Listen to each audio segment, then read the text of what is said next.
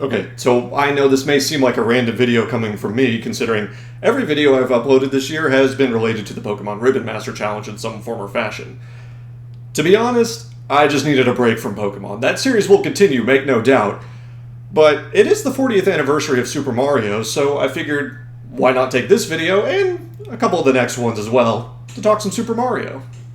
Okay, but why Mario's Cement Factory then? You could make the argument that this isn't even really a Mario game.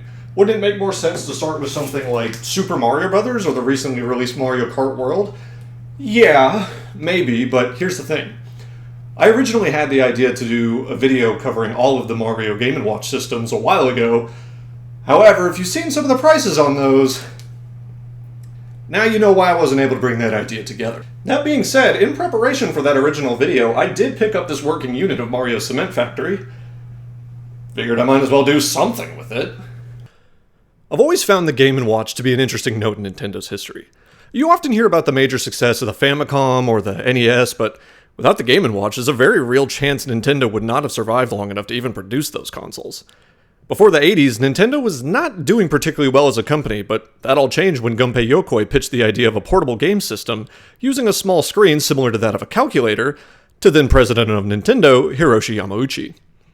It took some convincing, but once the product was greenlit, Nintendo would release the first Game & Watch game, Ball, in 1980.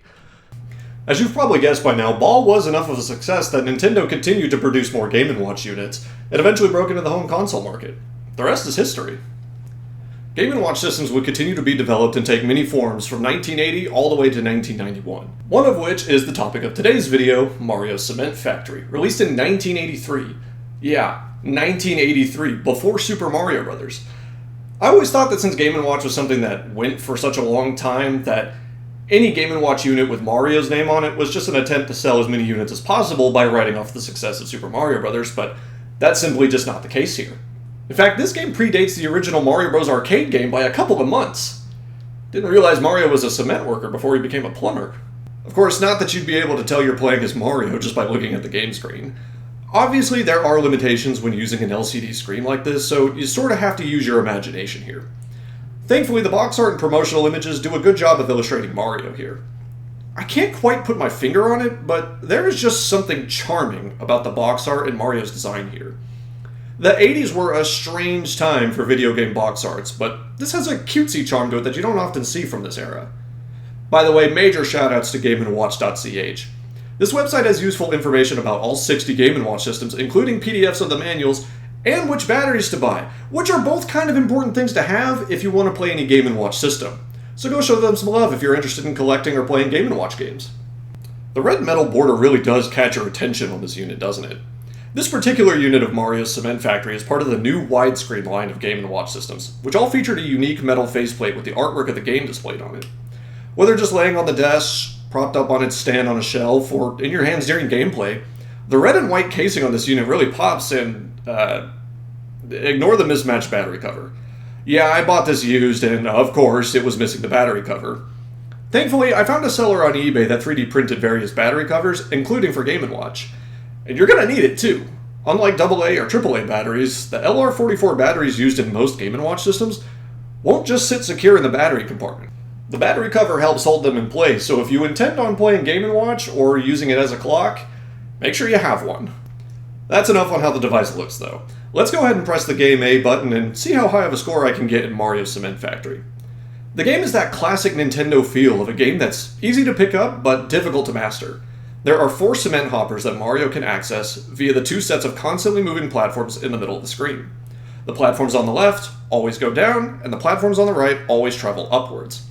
Cement will start coming in randomly from the conveyor belts in the top right and top left sides of the screen and into the first hoppers on the top level. Your job is to make sure that none of the hoppers overflow with cement by manually emptying all of them using the nearby switches.